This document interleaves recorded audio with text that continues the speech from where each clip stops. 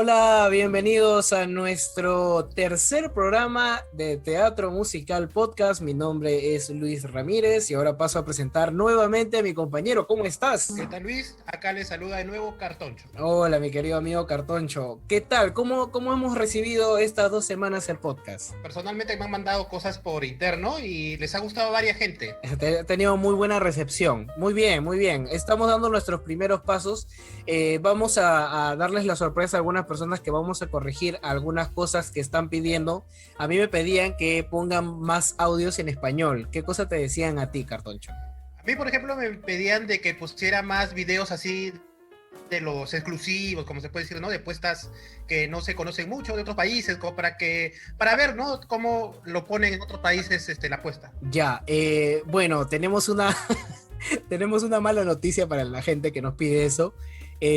Usualmente el podcast funciona como podcast entre un diálogo entre mi compañero Cartoncho y yo. Nos es un poco complicado subir videos ahora, pero sí tenemos una buena noticia aparte. No lo vamos a subir en el video, pero sí lo vamos a subir a las redes sociales. ¿Qué dices de eso, Cartoncho? Claro, podemos poner muchas exclusivas tanto en nuestras páginas de Facebook como en el Instagram, que he visto de que el Instagram está teniendo bastante actividad. Aparte, tenemos algunas curiosidades de otros musicales, los cuales también he visto preguntas en los comentarios que quieren que pongamos en el podcast. He visto que algunos quieren ver In the Heights, otros quieren ver El Violinista del Tejado. He visto que hay mucha participación del público de cosas que sabían y no sabían, y esa data que está poniendo mi querido amigo Cartoncho en las redes sociales está muy buena. Sí, me ha sorprendido que hay gente que me dice, sí lo sabía, no lo sabía, me puedes contar más sobre este tema, y así, de verdad, como digo, hay bastante actividad de nuestros amigos. Y hoy día, mi querido amigo, vamos a hablar de un musical que ha transcurrido a través de los años. Digamos que es un musical moderno, que ha cambiado un hito en el teatro musical de Broadway. ¿Y cuál es? Hoy día hablamos de Rent.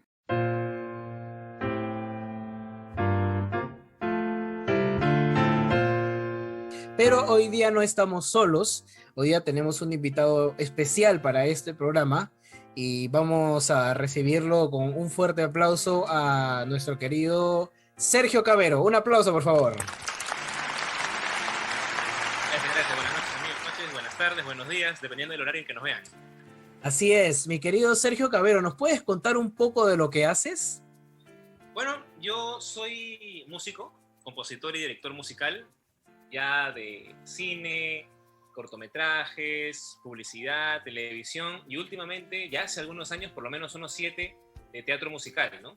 Empecé dirigiendo vocalmente y después me especialicé en la dirección musical. Pude ir a Estados Unidos a estudiar también por allá a un curso denominado The Broadway Teachers Workshop en el año 2019, y me he especializado más que nada en la dirección musical para teatro musical, ¿no? Entonces, bueno, Rent es una de las obras que más me llaman la atención, más me enseñaron, y sobre todo fue la primera obra musical que dirigí, ¿no? Entonces, uno en esos momentos está totalmente fresco y hay tanto de qué hablar que espero que alcance el tiempo el día de hoy. Espero que sí, espero que lo disfruten mucho. Vamos a tratar de dar todas las curiosidades, hitos, algunas cosas que hicieron los autores, y vamos a contar un poco de la historia de este musical que tiene una fuerza dramatúrgica que ha hecho que trascienda por los años. Estamos aprovechando de que este año se cumple 25 años, estamos en boda de plata, de este gran musical que se cumple ahorita nomás en abril. ¿Cómo llega Rent a tu vida, Sergio? Mira, es una larga historia. Tenía conocimiento que existía Rent, lo empecé en el teatro musical porque es como que un referente en lo que es musicales de rock, ¿no?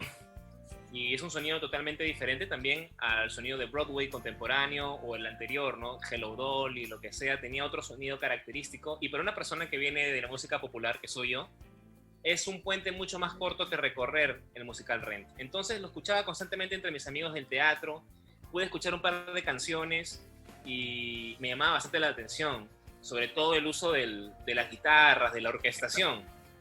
Y no es sino hasta después de muchos años que empecé a dirigir vocalmente que yo sugerí hacer Rent en un grupo en el cual trabajaba, y me empapé más de la historia. Es más, y llegué a un punto de tener como mentor a Jonathan Larson, el compositor, ¿no?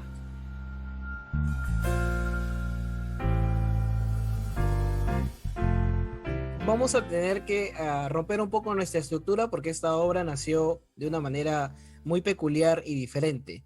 Para empezar, esta obra se inauguró off-Broadway, quiere decir que no se estrenó exactamente en Broadway. La obra nació gracias a una idea que tuvo Billy Aronson cuando convocó a Larson para poder hacer una actualización de una ópera llamada La Bohème de Puccini.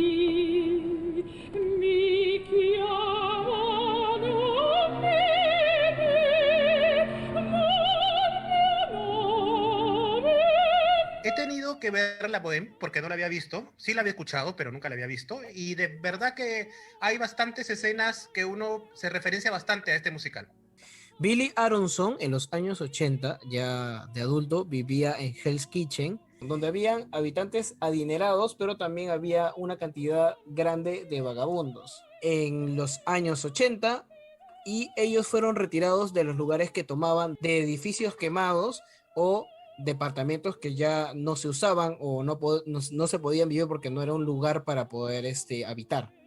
Entonces Larson se puso a componer el musical. Larson dijo en algún momento de que su Rent tenía que ser como el Hair de su generación, que serían los 90.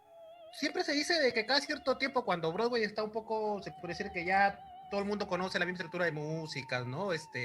Los mismos musicales se autorrepiten, ¿no? O sea, que no hay mucho aire fresco, se puede decir. Aparece un musical que cambia la historia. Y en este caso fue Rent, en el año 96, ¿no? Que revolucionó porque tocó temas que antes no habían sido tocados. Según la historia del teatro musical, antes de que Rent apareciera en cartelera, ya teníamos en los 80 totalmente gobernado por los musicales británicos, que estaba El Fantasma de la Ópera, estaban Los Miserables. Esa era básicamente la cartelera que tenía Broadway en esa época. Y la adaptación que hizo también le tocó, yo me he venido a enterar, ¿no? Que él ha puesto cosas autobiográficas, ¿no? Como que él también fue abandonado y su ex se fue con otra chica, ¿no? Así como después vemos en la obra. Después Aronson fue a la casa de Larson a escuchar los primeros 3 temas que había hecho Larson del musical Rent. Es aquí donde Larson lanza la primera canción, que es esta, Rent, y empezó a hacer las primeras notas de Rent, que son este juego de piano.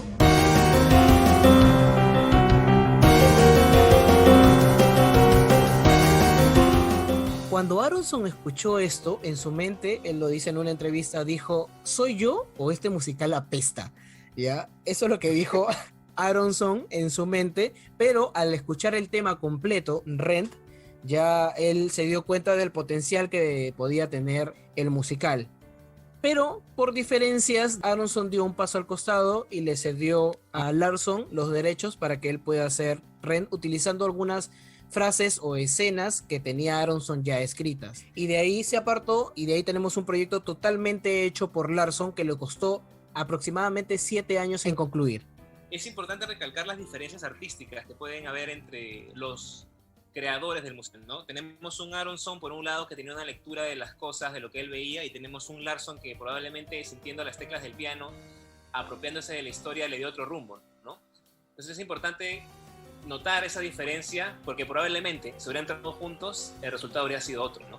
Así es, muy diferente al que conocemos, porque yo tengo entendido que Larson, antes de poder sacar este musical, él tenía 100 canciones o un poco más que relataban la obra, pero imagínense 100 canciones en una sola puesta escénica, sería una obra larguísima, mucho más larga que Los Miserables, que ya de por sí tiene 42 canciones, creo. Es importante recalcar también de que en ese momento tenemos a un Larson que tiene fracaso tras fracaso, ¿no? Porque venía de escribir cosas no tan buenas, de pasarla mal, y viene este proyecto a sus manos y no lo suelta, ¿no? Entonces es importante también saber en qué grado de vida va llegando el artista o grado de madurez cuando llegan estos proyectos que uno sabe que son para cambiarle la vida, ¿no? Y esas obras justo que menciona mi querido Sergio Cavero fueron las que hicieron llamar la atención de algunos productores.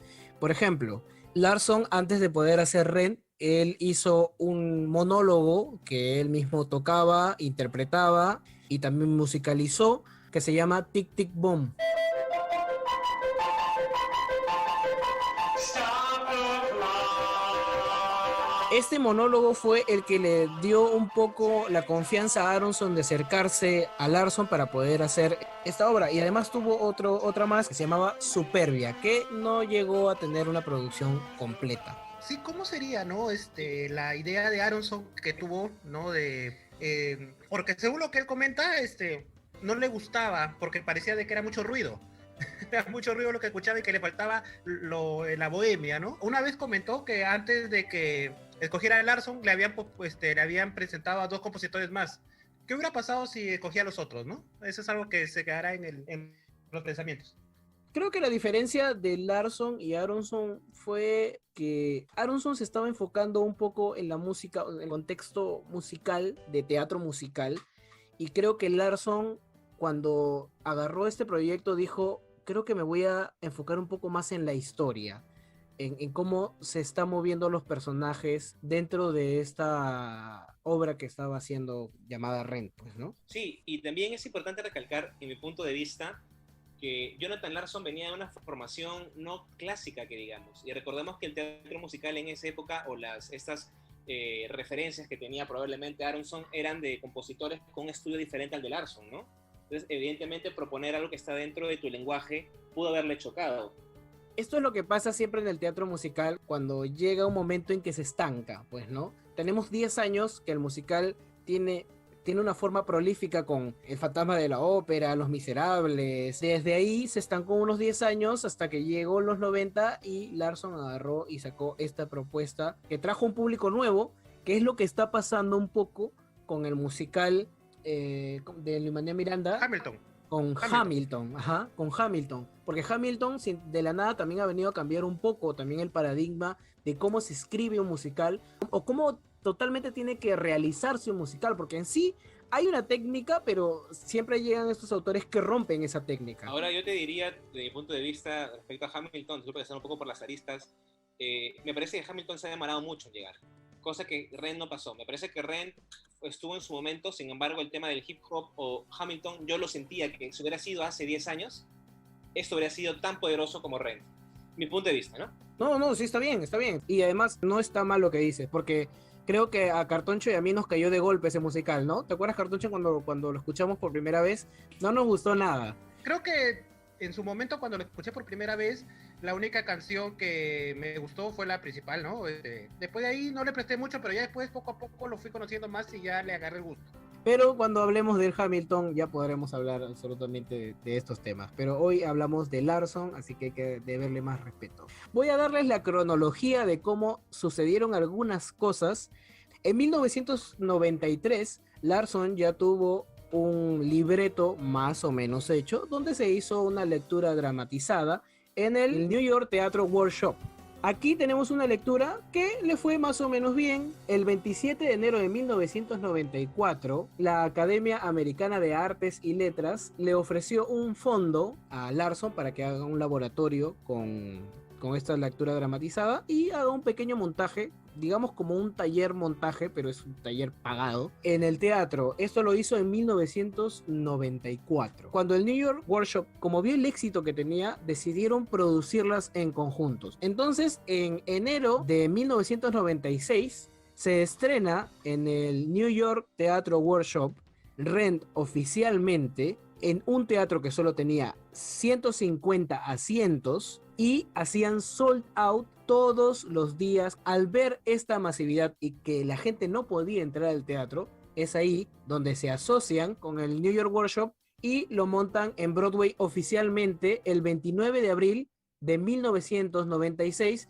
durando aproximadamente 12 años hasta su cierre el 2008. Y lo bueno de la última función, o sea, donde se cierra toda esa etapa, es que fue la que fue filmada y lanzada en DVD.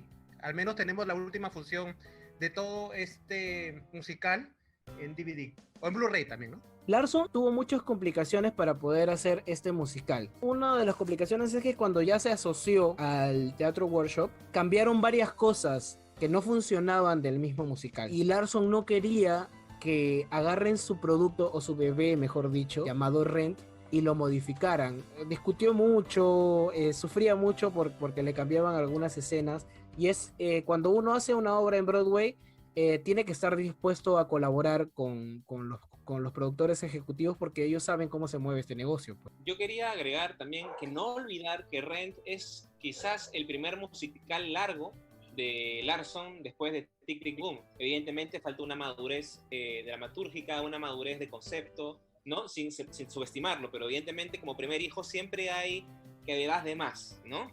Entonces probablemente ahí también hubieron tijeras que quizás se le incomodaron un poco, que solo hemos tenido un Larsson actual de 50 años con 30 obras más, sería otro cantar, ¿no?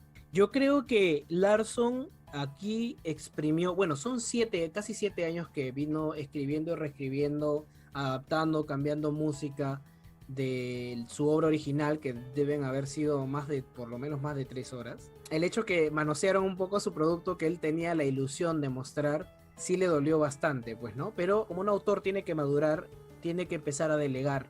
Y es aquí donde mi querido Larsson empezó a delegarle la dirección desde la lectura, porque este director estuvo desde la lectura original en 1993 en el Teatro Workshop.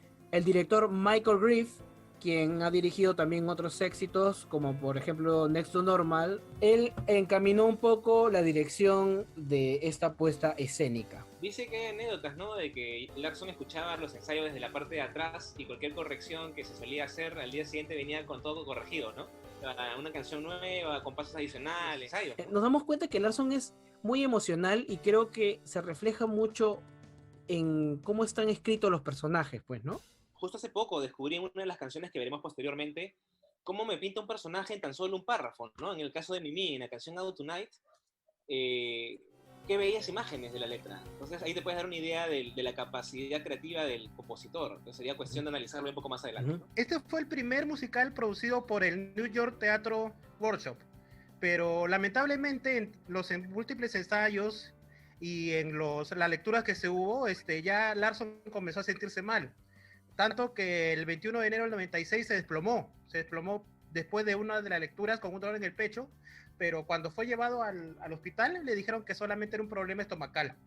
Después, al día siguiente, él se volvió a sentir mal, hasta que su compañero de habitación le dijo, tienes que ir otra vez a chequearte, pero le volvieron a decir de que no tenía nada. Creo que fue un poco más de negligencia hasta que él falleció antes de ver su obra estrenada. Lo más triste de todo esto es que Larsson nunca vio estrenada su creación. Solo vio sus ensayos, obviamente, pero no vio estrenada oficialmente su creación. Y qué pena que no haya visto el éxito que ha tenido hasta el día de hoy, 25 años de éxitos en todo el mundo.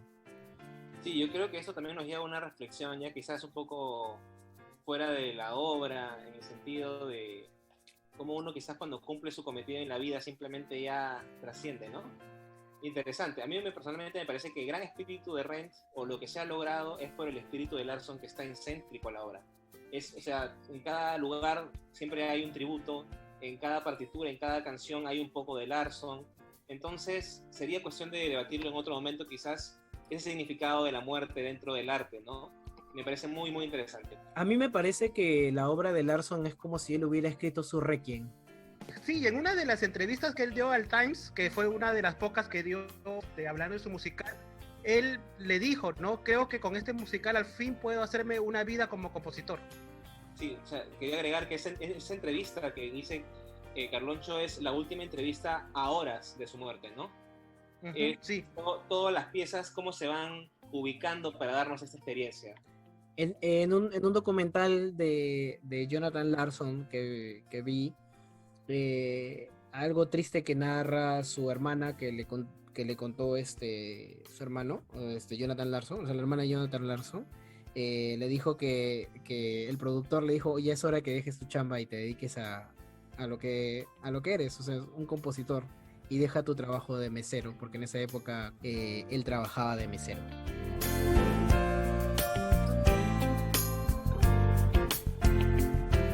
Y lo que me gusta mucho de Larsson es que quiere hacer es mostrar a sus amigos, es como si fuera un homenaje a sus amigos. ¿Por qué? Porque la obra trata nada más y nada menos que del virus del SIDA.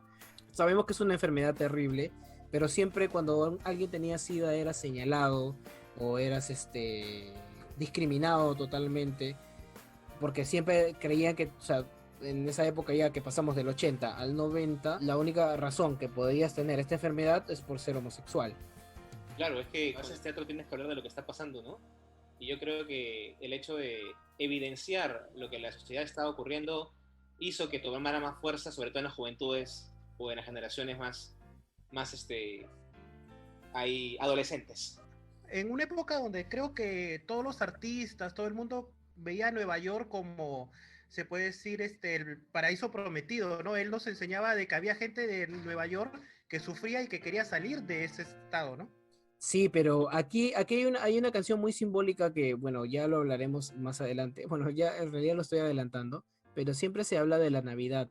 Y es que cada Navidad que pasaba en Nueva York siempre veíamos menos gente y era porque iban desapareciendo lamentablemente por esta enfermedad, que básicamente era la cruz que tenía que llevar esa persona, no tanto por lo que tenía que sufrir por la misma enfermedad, sino por el señalamiento público que tenías en esa época.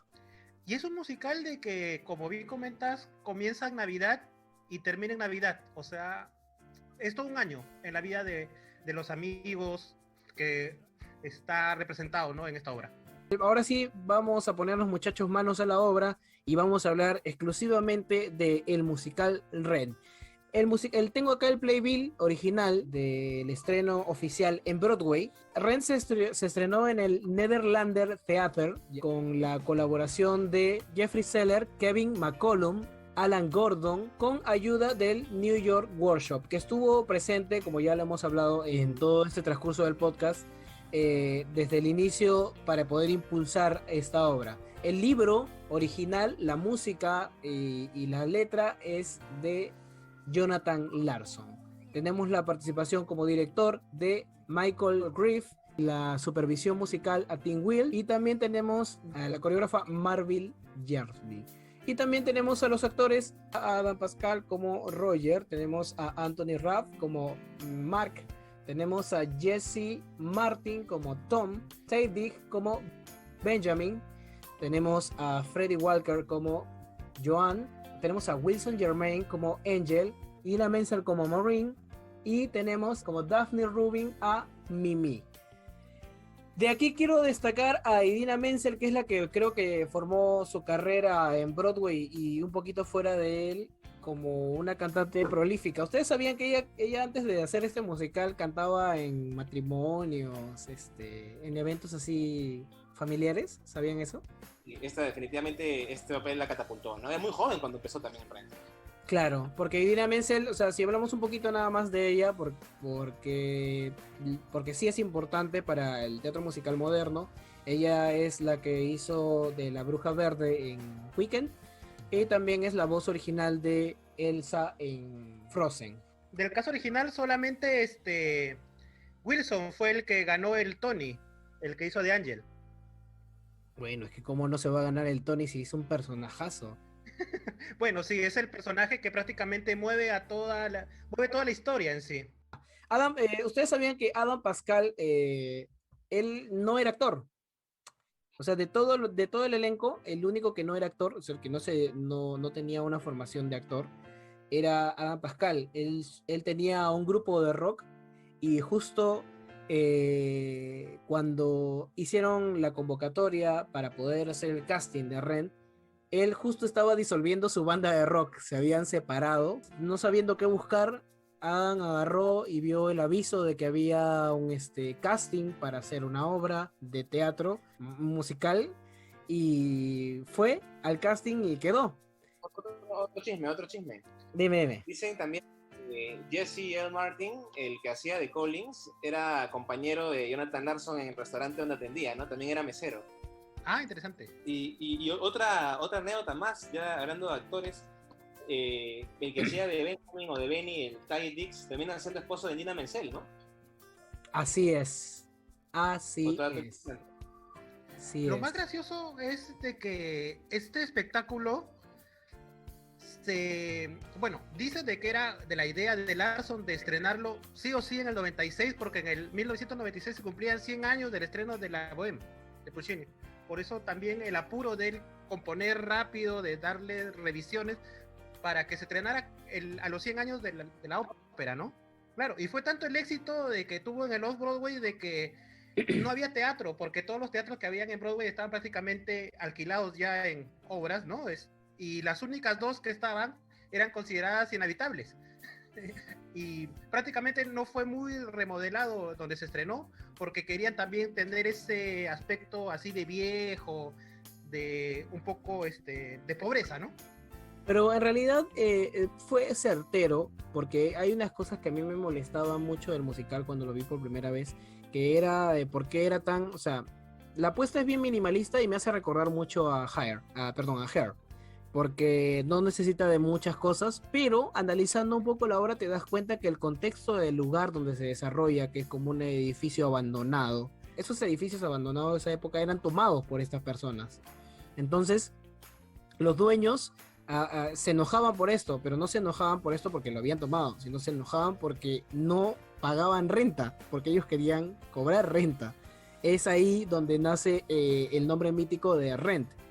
Quería también sugerir una segunda lectura en el tema de Jonathan Larson, también el tema de que alquilaba un mini apartamento que no tenía ni siquiera calefacción, ¿no? Y ¿para qué trabajaba en ese restaurante? Para pagar la renta, ¿no? Finalmente era lo que significaba todo un universo de cosas, la palabra renta para el compositor, para los homeless que estaban dentro de los edificios abandonados. Era una palabra que englobaba todo el concepto de esa época, ¿no? Incluso podemos decir que rentaban su vida, ¿no?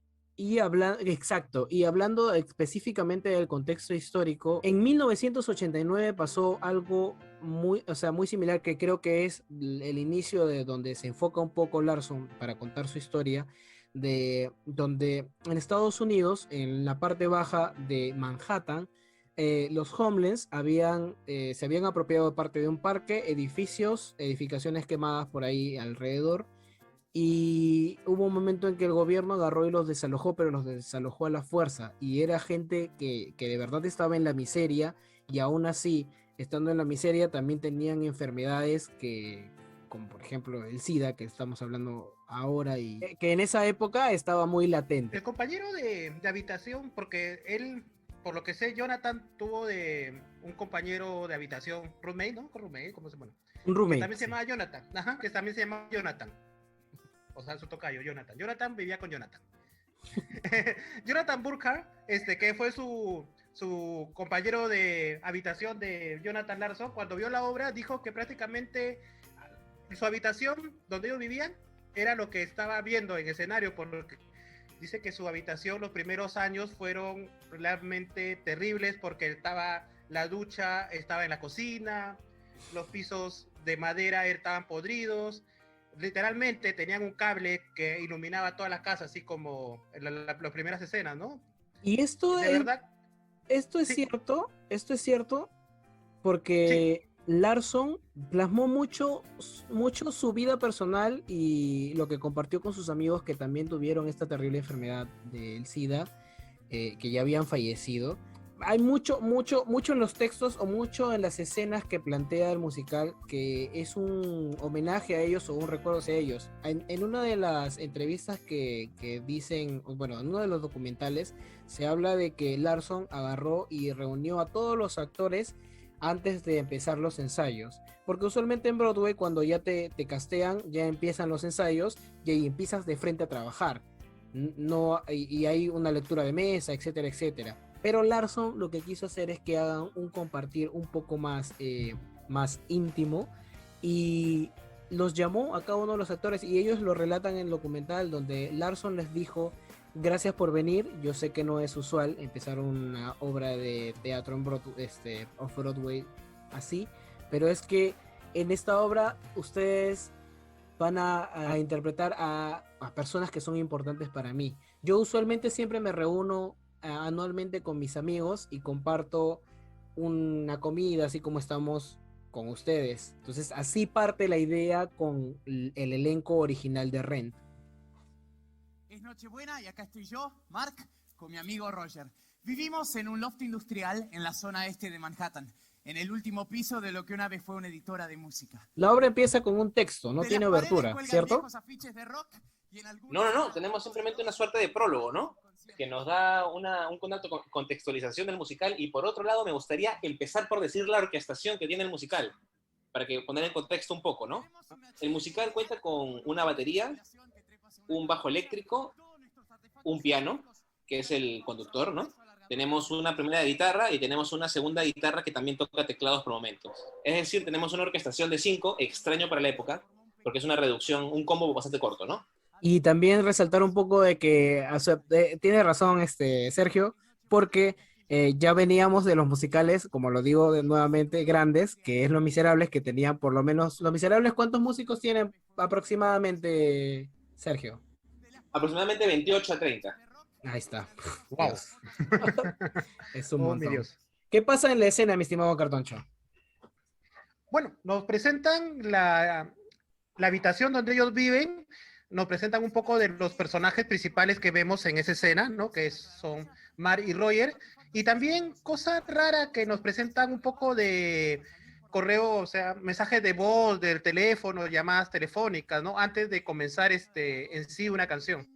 Yo debo aclarar, como en el tema de dirección, que la apuesta original tiene mucho que ver con esa afición que tuvo Larson a que sea como el hair de esa época, porque la mayoría de la apuesta es minimalista. Quiere decir que tiene una escenografía que es estática, que cumple un rol y que puede transformarse para poder hacer varias cosas en el entorno. También, aparte de ver eso, también vemos andamios, también vemos el edificio quemado, que estamos hablando de esta zona en específico de Manhattan, en la parte este de Manhattan, ¿ya? Y también tenemos una ropa clásica de los 90, que hay que resaltarlo también, ropa clásica, peinados clásicos de los 90, pero muy apegado a esa zona. Cuando hicieron el casting de esta obra, trajeron actores desconocidos que dieran exactamente con el contexto del lugar, que se parezcan mucho a la gente que habita en este lugar que estamos representando en Rent. Diciembre en Nueva York, Navidad, hora de filmar, a ver qué sale sin usar guión. La mierda habitual, o por fin... Interesante también decir que uno tiene que estar muy atento en los primeros 5 minutos de Rent, porque te explican tantas cosas y te presentan tantos personajes, o tantas, no sé, se puede decir galletitas pequeñas, ¿no? Que luego se irán desarrollando. Se menciona un Benny, se menciona un Collins, se menciona un Mark, te contextualizan un Mark. Entonces tienes como que prestar mucha atención en los primeros 5 minutos, ¿no? Sí, exacto. Como bien dice Sergio, en los primeros 5 minutos pasan muchas cosas. Se conoce a la mamá de Roger, ¿no? De que, no, perdón, a Mark, ¿no? Es la mamá de Mark. A la mamá de Mark, de que lo consuela debido a la ruptura que ha tenido. También se presenta el problema que va a tener Benjamin después de que cuelga el teléfono. De verdad, los primeros 5 minutos son bien sustanciosos de la historia. Sí. ¡Ay! Casi me aturdece, Pip. Ni siquiera sé si esto funciona. Mark, ¿me escuchas? Atendeme, soy tu mamá.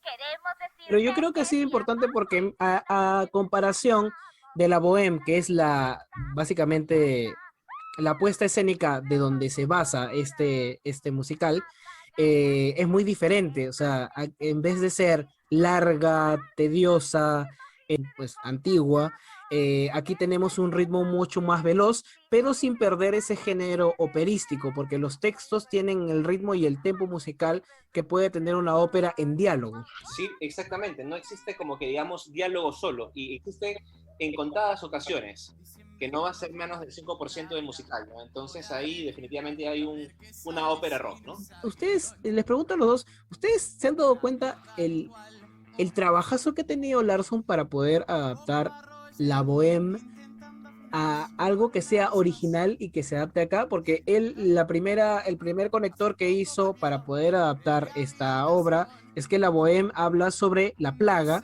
¿ya? Y en este caso, para poder solucionar ese conflicto en esta obra, acá la plaga sería el SIDA, en este caso.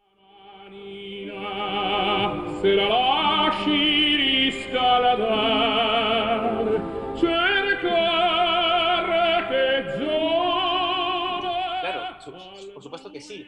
Y lo que me llama la atención es de que no te lo presenta en la primera canción, ¿no? Te lo hace tardar un poco más, unos 20 minutos o media hora en el show para que te des cuenta de que no estamos hablando simplemente de rock and roll, que hay algo más. Así es. ¿no?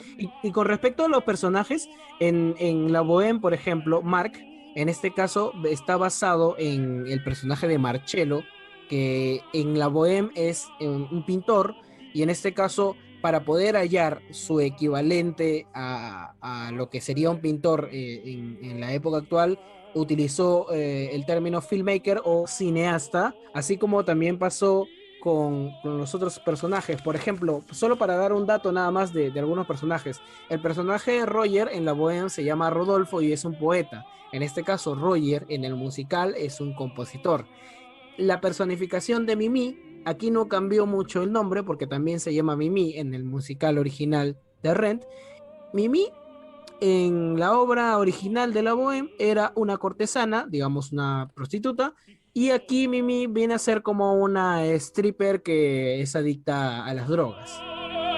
Sono un poeta, che cosa faccio?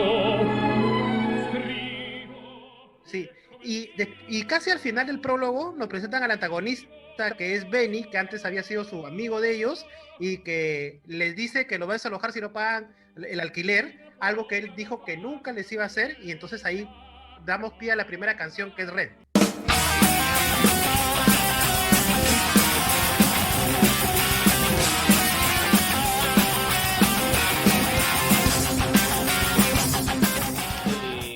A mí lo que me pasa de vuelta es la explosión musical que es, ¿no?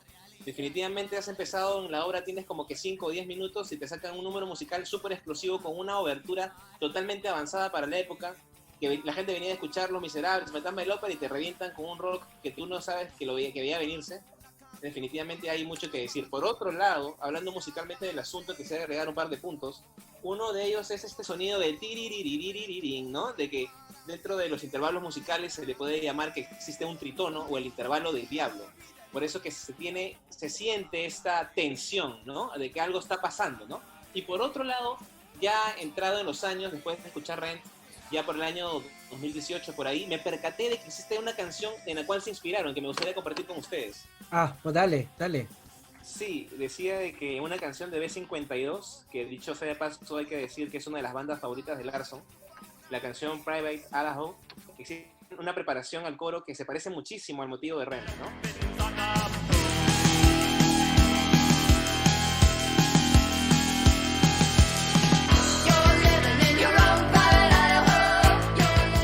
Entonces ahí están claramente las referencias y cómo este baraje del compositor en sus influencias lo denota en el teatro musical.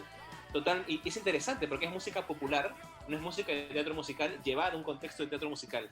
Es ahí donde está la transgresión de eso y la importancia, ¿no? Y creo que por eso fue famoso porque en esa época también estaba ya de tope a moda MTV. Así que creo que todo fue propicio para que Larson lance con... O sea, creo que Larson ya tenía en su cabeza más o menos lo que quería, o sea, cómo quería que se escuche su obra. Maureen, oíme, soy Joan, tu nueva superproductora. Suena bien, ¿comiste? ¿Qué no quisiste comer? Claro que sí, y es evidente en la orquestación, evidente en los arreglos, en las guitarras, ¿no? Proponer una guitarra interesante, y bueno, en ese caso quería decir esa pequeña entradita de B52 un poco ahí prestada, ¿no? Excelente referencia, amigo. Qué bueno que te invitamos. Navidad se acerca, Navidad se acerca, Navidad se acerca, ya llegó. Se fue. Y seguimos con la canción You Okay Honey o Sigues Entero, donde nos dan la época en la que se sitúa. Quiere decir que estamos en el invierno cerca a Navidad. La percusión que toca Angel en la mano izquierda es el tema melódico que será Santa Fe más adelante, ¿no? Entonces ya se presentan por ahí el tema melódico. Un ángel de primer nivel.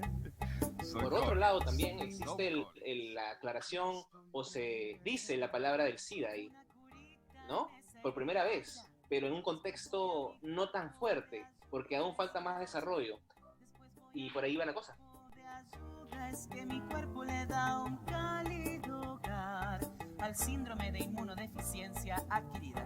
El mío también. Es la primera escena donde se presenta los personajes que algunos han sido considerados que es la pareja más romántica dentro de este musical, ¿no? Y que son dos hombres, que es Angel y Collins, ¿no? Que se sienten atraídos, y bien Angel se preocupa por lo que le había pasado a Collins, que nos habíamos quedado en que él había sido golpeado, ¿no? Y de ahí, poco a poco, mientras sienten esa atracción, se comienza, como bien dijo Sergio, se comienza uno a enterar de que ambos tienen SIDA. Y creo que es el personaje que, que más va a causar empatía con el público, ¿no, muchachos? Es el personaje que prácticamente él llega a cambiar a todos los amigos y creo que es el hilo conductor en esa amistad. Creo que quizás es el personaje más libre, ¿no? De las ataduras, dentro de todos estos personajes que permite ser, como dicen bien, la conciencia, el sabio, ¿no? Es interesante cómo se maneja eso. Claro, es bien auténtico, ¿no? Ese personaje es bien auténtico, no Sí. oculta nada y de verdad que es un buen personaje. También sería bueno precisar el tema de que en una primera versión, una protoversión de Rent en el año 93, ¿no? 94 del workshop, esta parte de Sigues entero estaba dentro de la canción original de Rent. Era una parte de, ¿no? Entonces, a raíz de las revisiones, de las reescrituras, los separaron en momentos diferentes. Interesante también. Y es donde yo digo que Larsson estaba en constante aprendizaje también de su propia obra, ¿no? No habría sido la misma sensación tener poco tiempo dentro del Rent, hablar de Angel y Collins, que hacerlo después. Interesante.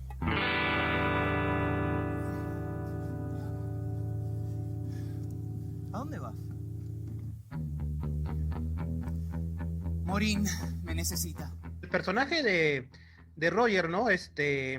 Vemos de que él está muy golpeado por lo que él no buscó la enfermedad, sino su novia lo contagió y que él como compositor desea que se le recuerde y por eso tiene en su mente componer algo que todo el mundo se acuerde de él, ¿no? Y por eso creo que eso también da pie a la canción que viene. Nos denota también que no solo los gays tienen SIDA. Interesante, porque, ¿no? O sea, yo creo que para la época era un tema más de enfermedad homosexual, sin embargo, sabes que no, también lo tienen heterosexuales. Por otro lado, nos prepara para la canción más importante quizás de Roger, que es el Gloria del que viene, y que vamos a escucharla ahora, ¿no? Sí, y es importante eso, porque en una de las entrevistas en en un documental de Rent, que creo que lo pueden encontrar en YouTube, vamos a dejar el link, vamos a linkear este documental, está en inglés, no está traducido, vamos a linkearlos y lo vamos a dejar en nuestras redes sociales, ahí está en Instagram y en Facebook, ahí vamos a dejar el link. Dicen que también Larsson, aparte de demostrar el tema del SIDA, también quiso demostrar la injusticia que había detrás de esta enfermedad, porque todo el mundo pensaba, como estamos diciéndolo acá, que solo le daba a la orientación homosexual, el género homosexual, pero no, también los heterosexuales también tenían esta enfermedad y también padecían de esto. Uno de las amigas de Larsson, que no era lesbiana, le pasó y falleció. Y creo que en parte del fondo que quiere demostrar Larsson en su musical es esto, la injusticia social que había en ese tiempo, porque digamos esto, pues la enfermedad fue bien discriminada en esa época, porque ni siquiera se llegaba a estudiar del todo, siempre era un estigma para ese tipo de personas, pues, ¿no? Y también muy sutilmente se nos da a entender de que es también producto de que la ex novia de Roger era drogadicta, ¿no? Bueno, sí, también, claro. Y creo que la mayoría de nosotros sabe que hay diversas maneras de contagiarse el síndrome del SIDA, pues, ¿no? Digamos que en esa época no sabíamos si estaba tan claro o no. Se mató cuando se enteró que los dos tenían SIDA. Creo que esto se hizo más fuerte y ya se hizo conciencia de esta enfermedad cuando falleció Freddie Mercury, ¿no? Como para ahondar un poco más en el tema. Probablemente, sí. Probablemente ver ese ícono, ver que se escapaba de las manos, sobre todo eso, y no hubiera una cura, porque evidentemente fue una pandemia. Claro, y era una enfermedad que ya tenía bastante tiempo, solamente que era muy, ¿cómo se puede decir?, acallada, ¿no? Porque tenemos actores de cine que ya la tenían, y que poco a poco, si ellos no hubieran dado, ¿no? Sobre esta enfermedad no se sabría. La siguiente canción que viene es One Song Glory y la escuchamos a continuación. Por la gloria busco una canción, gloria antes de mi final. Ahora, esta es una canción cargada de mucho sentimiento, muchísimo sentimiento, y creo que la progresión musical hace que sea más bella esta canción. La orquestación, las guitarras eléctricas, el reverb de la guitarra hace que el tema tenga una sensación de nostalgia desde el primer momento. Luego de ello ingresan los violines en el teclado, el sintetizador, el crescendo de la voz, cómo nos va contando la letra. Definitivamente es maravilloso para el personaje, ¿no? Tiene un poco de nostalgia, un I Want Song, un montón de cosas. Y por otro lado quería recalcar el tema de la letra, que fue variada, ¿no? Porque en un primer momento en los workshops la letra era left brain, ¿no? O lugar izquierdo del cerebro, que es el lado artístico. Necesito inspiración, ¿no? Necesito inspiración. Y luego se cambió por One Song Glory, que era evidentemente mucho más poético y tenía mucho más que ver con la obra.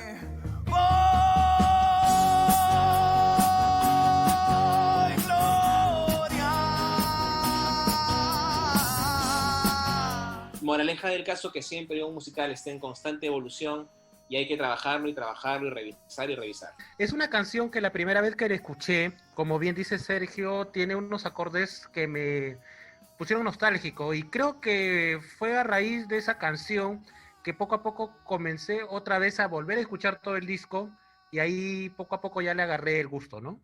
Hay un breve detalle de este musical, como el actor, bueno, el que interpretaba al personaje originalmente, no era un actor escénico total, él era un cantante, era músico, y como no es actor, no tenía esta habilidad de grabarse la letra o textos de las canciones. Entonces, como tenemos una mesa justo en el centro, dice que él agarraba y hacía sus machetes, ¿ya? O en este caso sus textos, agarraba y los pegaba en la mesa, y digamos que la forma de moverse que tiene en esta escena el personaje es alrededor de la mesa, porque justo ahí iba repasando también el texto que tenía que decir, algo muy gracioso. El tiempo se va.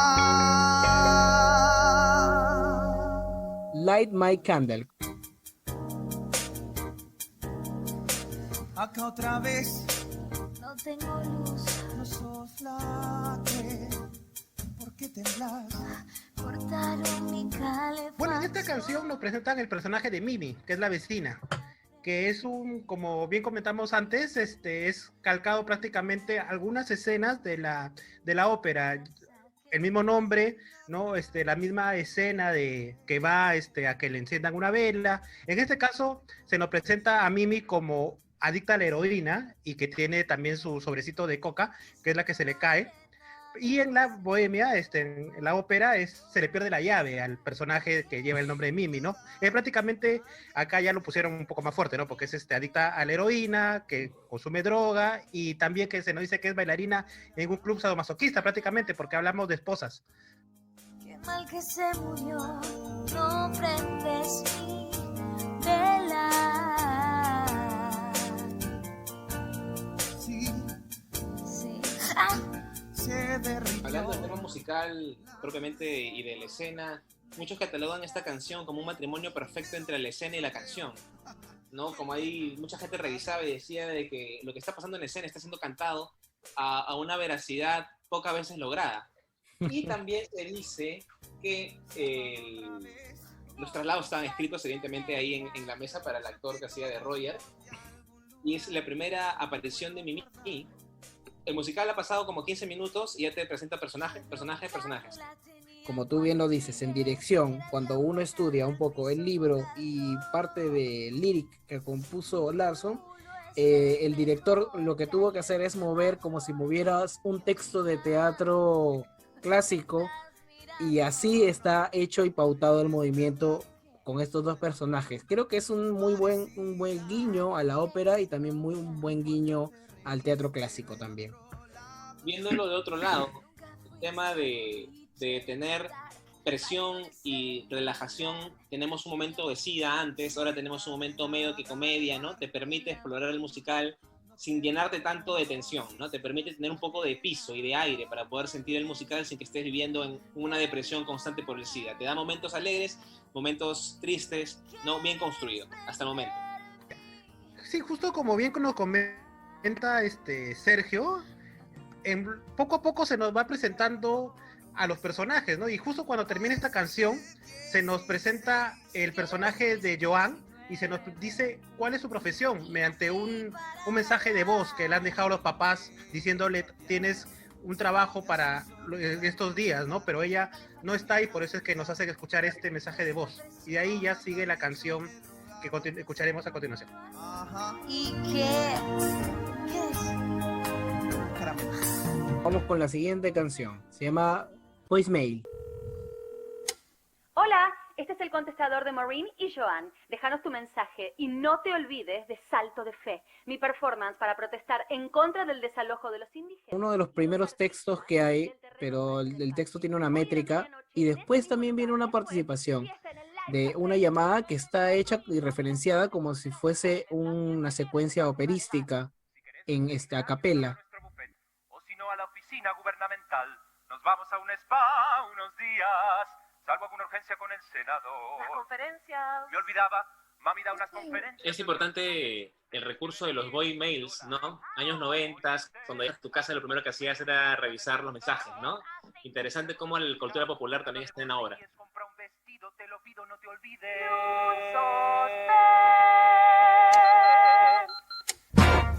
La siguiente canción que es Today for You. Compramos Marlboros, bananas y café y algunas golosinas para el té. En este track ya empezamos la exploración que hay sobre el autor con la música y también el cambio radical del sonido que nos está, que el sonido que nos ha propuesto desde el inicio.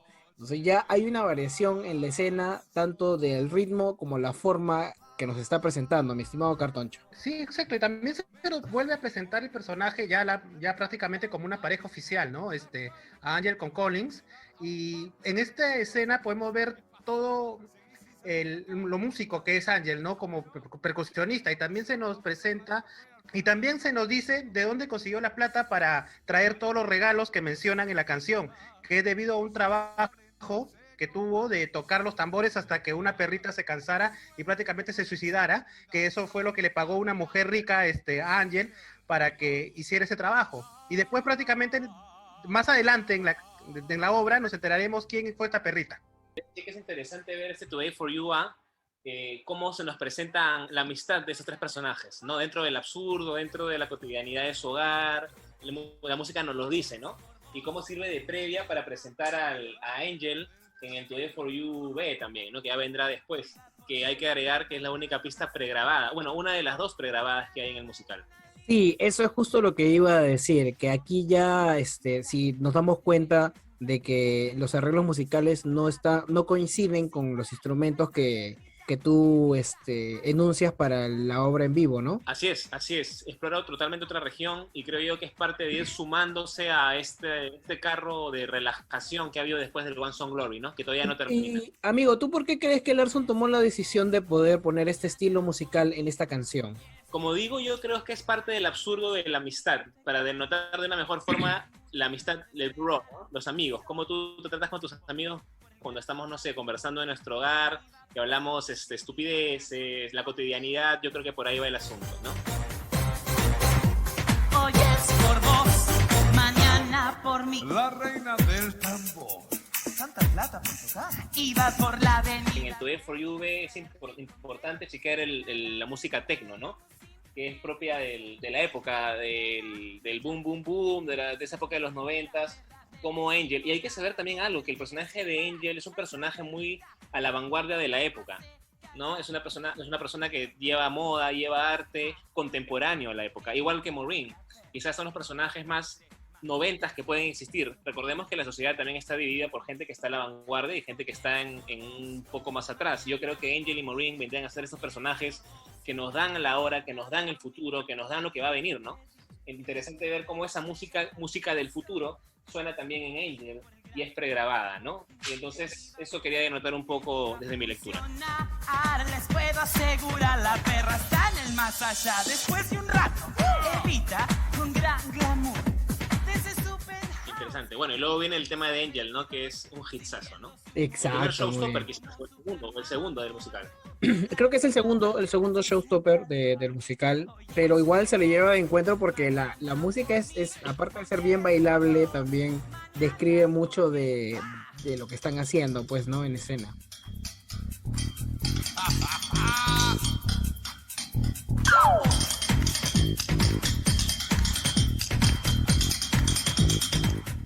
La siguiente canción es Julesy. Que ha sido de Benny, de su corazón y los sueños que ayer soñó. En esta canción ya se nos presenta el personaje de Benny, que era un ex amigo de los personajes principales, que se puede decir Roger y Mark, ¿no? Y nos dice cómo era su vida que tenía con ellos hasta que conoció a una persona rica y cambió completamente su forma de ser, tanto de que los va a desalojar porque no le van a pagar el alquiler, algo que él cuando se casó prometió que nunca haría. Será una realidad, esperen,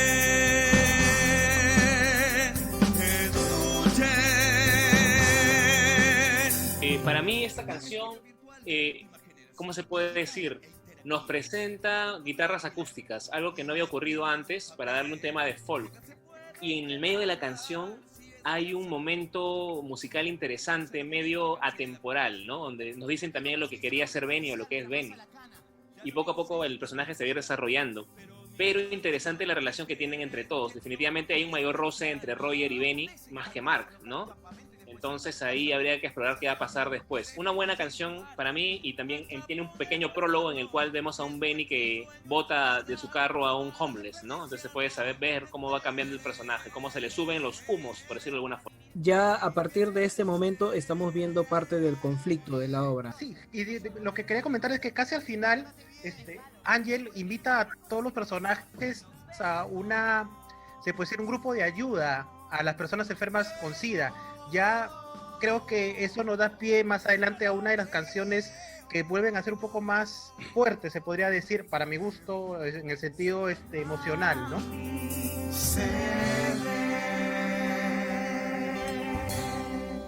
Y vamos con la siguiente canción que se llama El Tango Maureen. El software funcionó, pero el cable... Un tango, muchachos.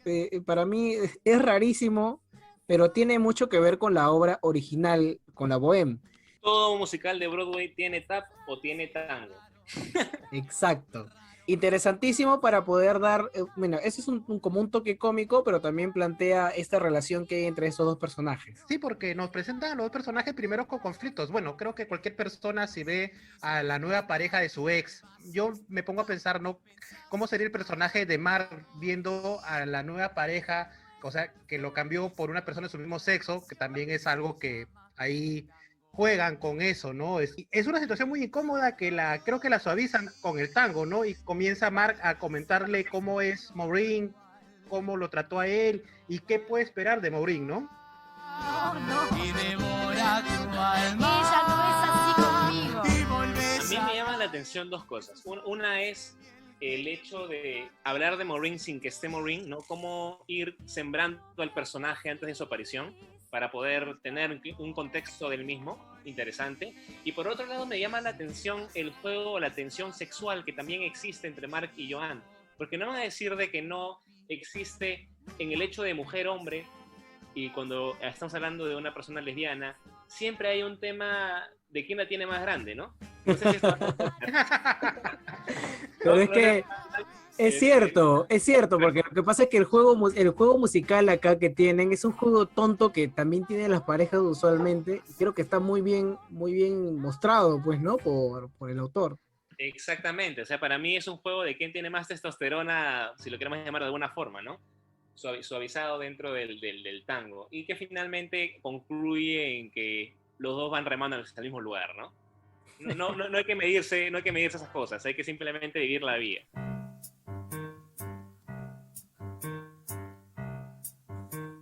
Vamos con la siguiente canción que se llama Life Support.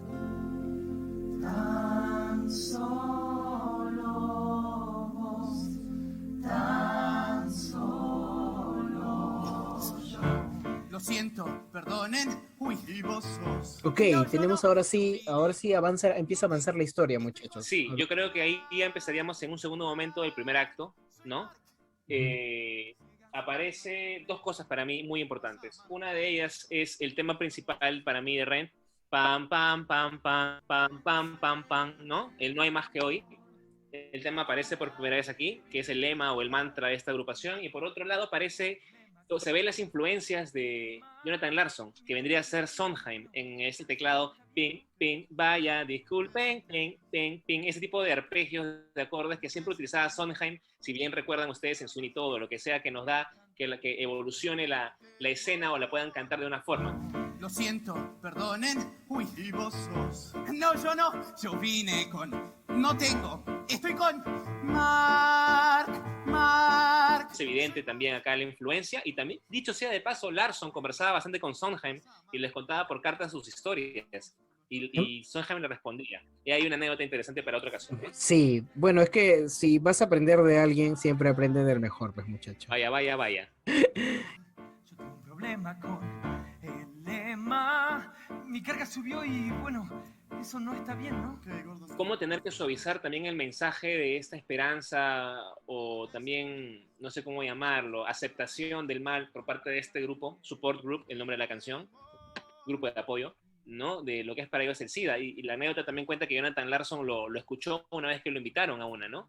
Y de ese momento dice que se paró una persona a decir unas cuantas frases y él tomó esta anécdota para llevarle a la canción. O sea, imagínate la carga que tiene, ¿no? El espíritu, la cantidad de almas, de sueños que existen en esta canción es otra parte de la historia que sería digno de un análisis.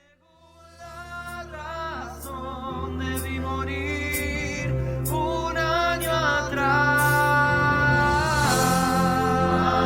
La siguiente canción que vamos a hablar se llama Out Tonight.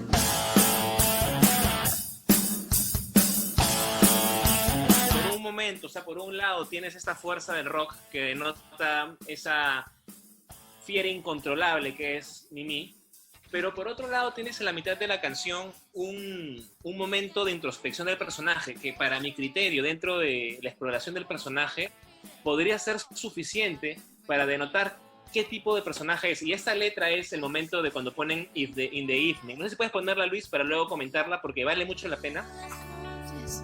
Quiero acción, exfiche esta jungla de acero y neón.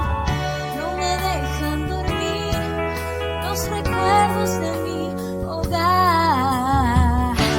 Busquemos un bar. Porque yo quisiera traer a debate el tema de las traducciones un poquito, simplemente un pequeño momento, que no sé, por ejemplo en Disney cuando traducen a ladino y lo vuelven latino en español del contenido de la letra en inglés. En este caso, el poder de la letra de Larson no tiene comparación en el inglés. Quisiera darme la licencia de poder traducirlo brevemente ese momento, si me das la oportunidad. Sí, dale. En inglés es in the evening I got to roam, ¿no? O sea, en la madrugada tengo que salir a pensar, a deambular un poco, ¿no? Luego dice can't sleep in the city of neon and chrome. No puedo dormir en la ciudad de neón y luz, etc. Y acá es donde me parece la parte interesante de la letra, que dice feels too damn much like home. Se parece como mierda, disculpen la palabra, a mi hogar, ¿no? Y abajo dice when the Spanish cries, cuando los bebitos latinos lloraban. Me parece que ese contenido de letra es superlativo a la traducción mexicana, española, donde tú quieras, ¿no? O sea, el hecho de decir feel too damn much like home when the Spanish babies cries, definitivamente es como que te pinta un paisaje de pobreza, ¿me entiendes, no? De lo que vivió ella en un pasado, recuerda su hogar, porque luego sabemos que Mimi es de Latinoamérica. Creo que incluso puede ser caribeño. Yo he querido guardarme un poco sobre el tema, de hablar en el podcast un tema sobre el análisis teatral y de personaje, o sea, de tratarlo de decirlo a grandes rasgos, porque como la obra es un poco amplia, podríamos hacer un tiempo mayor al que hacemos usualmente, pero lo que dice Sergio tiene razón. Voy a traer a colación y a debate también otra cosa, porque sí, es muy difícil al tropicalizar una lengua anglosajona, perder un poco de la esencia de la rima del texto original porque básicamente nuestro idioma a veces no encaja en algunas cosas, sobre todo en tema de métrica, porque la mayoría de directores o letristas o adaptación de letristas siempre lo que ven es que cuadre con la métrica y a veces olvidan un poco el tema de lo que dice en esencia el personaje o el énfasis que le pone algún texto. Tienes razón, mi estimado Sergio. O sea, eso es algo que carece un poco y como que da pena, ¿no? Yo siento esa misma pena que tú. Como decir, pero ¿por qué no lo pusieron esto? Porque esta mujer no está narrando únicamente que hace su trabajo, sino que en el análisis teatral es un personaje que obviamente tiene este trabajo, pero tiene una máscara dentro donde detrás de la máscara nos enseña por breves segundos la persona que siente que es y que quiere ser, pero lamentablemente no puede porque la ciudad en la que le ha tocado vivir es muy dura. Y así es como tiene que actuar. Eso sí, o sea, si tú traes a debate y a colación esto, entonces ahora sí me meto un poco en el tema teatral, porque al momento en que uno construye el personaje, este tipo de guiños o este tipo de palabras, en este caso si estudiamos un personaje de un musical, irse al texto original, irse a la primigenia y al génesis de la letra, ayuda muchísimo a entender ciertas cosas que no entendemos en construcción. Es por eso que siempre las adaptaciones latinas fallan un poco en este personaje y no llega a ser tan impactante como Angel. Sí, yo estoy de acuerdo contigo. Gracias por la aclaración, amigo, y por también estar en sintonía. Me parece que ese pequeño párrafo que te he leído es una clase maestra del personaje para poder entenderlo en totalidad, ¿no?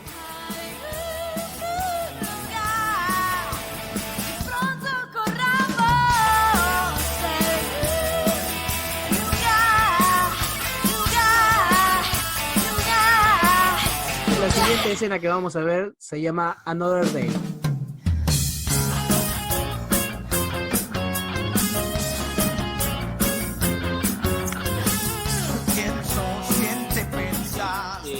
Another Day me parece que es la consecuencia lógica de Out Tonight, ¿no?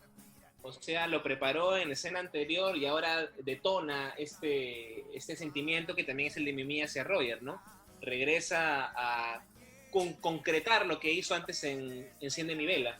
Para mí esta canción tiene dos cosas interesantes, como siempre digo dos creo. Una de ellas es el tema del tema nuevamente, el leitmotiv de la obra, pam, pam, pam, pam, que lo cantan más o menos desde la mitad para adelante en ensamble.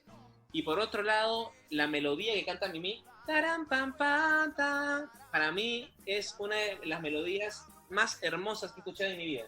Y he escuchado muchas, pero esta de aquí sí es para mí una obra de arte, esa melodía. El piano que está abajo con una idea medio Rachmaninoff, que está ahí acompañando la melodía general de Mimi, me parece que es una cosa sublime, que se ha compuesto probablemente en otro momento. No, me parece que ha sido esas cosas que tú te levantas de la cama y vas al piano y suena, como Yesterday, que supuestamente se inventó porque se hizo solo. Me parece que exactamente tiene el mismo esta parte de acá. Es una parte sublime para mí y que después se desarrolla más adelante en la obra. Eso no más puedo decir porque es espectacular.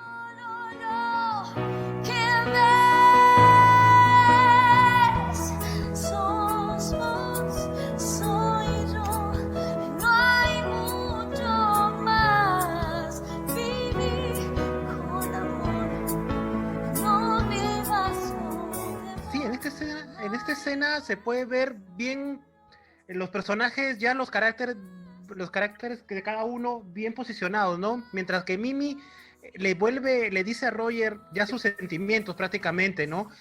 Roger nos vuelve a mostrar de que es una persona de que tiene miedo y que no quiere involucrarse con nadie después de la muerte de su pareja, y prácticamente la bota a ella del apartamento y le vuelve a recalcar que no insista en tener una relación con él, pero a lo que Mimi le dice que a por qué tiene miedo, y vuelven a mencionar la frase, ¿no? De que hay que vivir el momento y de que no importa nada más que el día a día.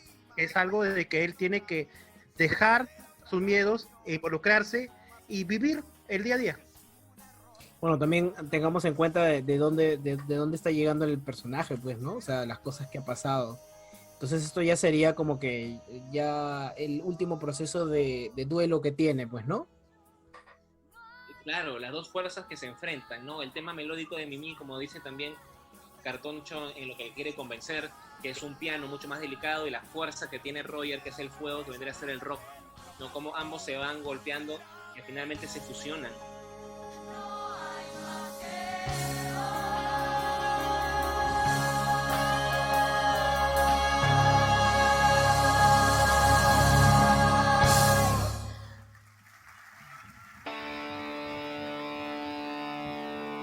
Escribo una canción antes de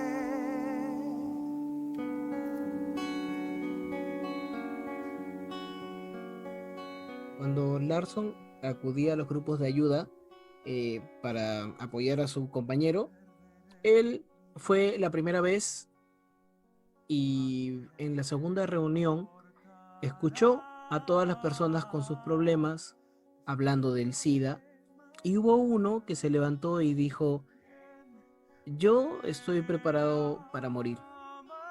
Yo dejé bien claro en mi casa mis problemas solucionados con mis amigos, mis problemas de trabajo. Estoy bien, estoy preparado para morir. Pero a lo único que tengo miedo es perder mi dignidad.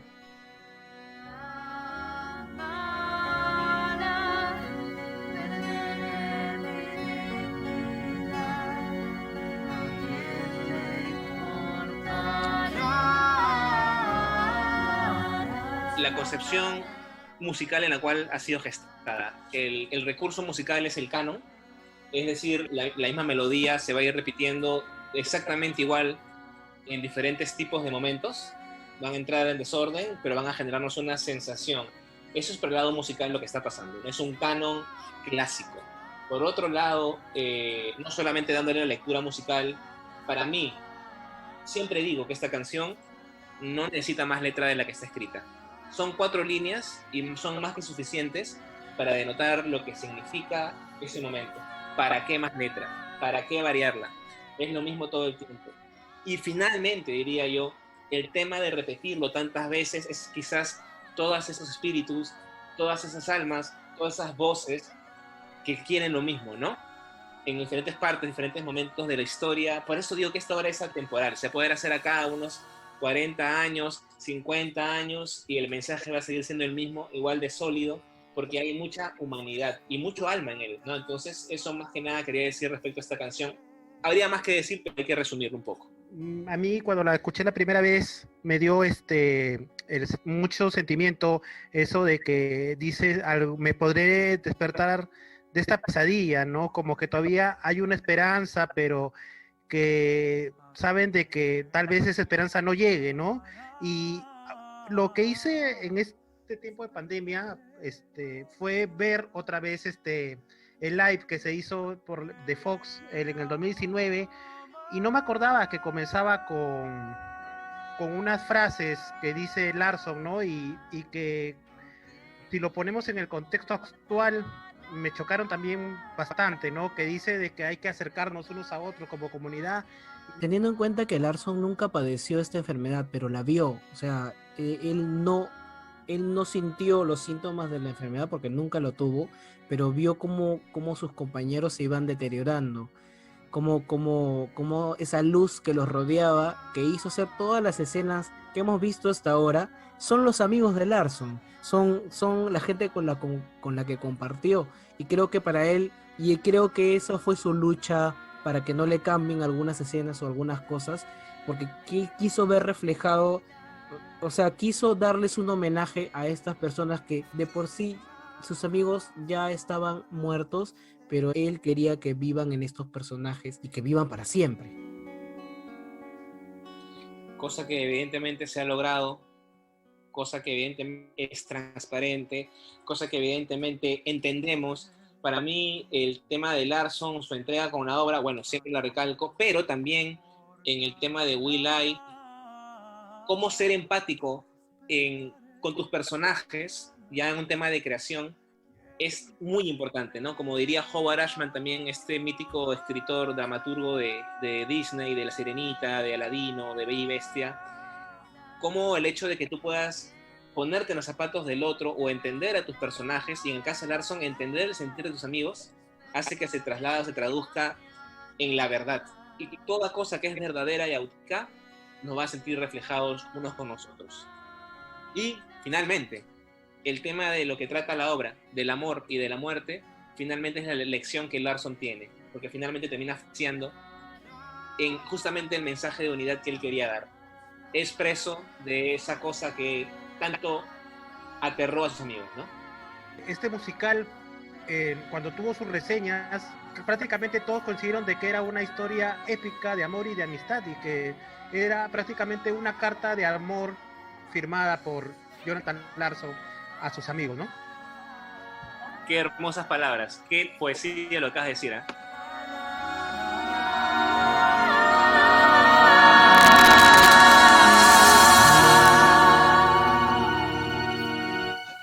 Muy bien, muchachos, y con esto llegamos al final de nuestra primera parte del podcast. Queríamos hacer el primer acto completo, pero hay mucha información sobre este musical, porque lamentablemente no se puede ignorar al autor de la obra. Es muy interesante todo lo que hemos hablado. La verdad, Sergio, te agradezco mucho por estar presente. Mi estimado Cartoncho, gracias por pasarnos todo ese material, porque yo tenía poco material de Rent, pero gracias al material que nos has pasado, hemos podido ver la puesta original, y de eso vamos a hablar en nuestro siguiente podcast, amigo Cartoncho. En el próximo podcast tendremos, como siempre, más novedades, y como bien dice Luis, hablaremos de la primera puesta original.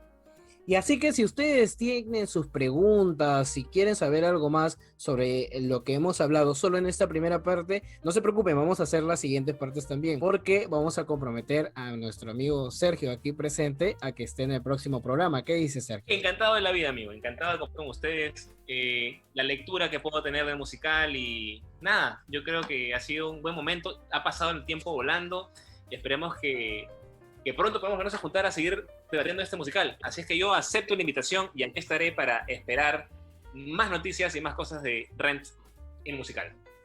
Sí, muchas gracias, muchachos, por acompañarnos. La verdad ha sido muy grato hablar con ustedes, pero ya nos vemos en el próximo programa, porque vamos a decir cosas más interesantes y detalles que tiene cada canción, y también algunas curiosidades que se nos han pasado, mi estimado amigo Cartoncho. Ya nos veremos en el próximo programa, y de verdad un honor tenerte, Sergio, y te esperamos a que, porque creo que este podcast va a durar otros hasta 2 o 3 programas más, así que te comprometemos para todos.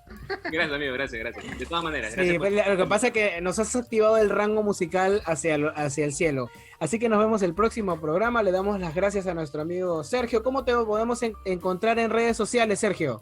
Pueden encontrarme como S Cabero, así como ese que está ahí, S Cabero en Instagram, y bueno, ese es mi medio de comunicación actualmente. Así es, y a mí me pueden encontrar como @Luis Ramírez, y a Cartoncho pueden encontrarlo como Bueno, búsqueme como Cartoncho Musicales, ahí lo van a encontrar. Así es, como Cartoncho Musicales. Nos vemos para la próxima. Chao.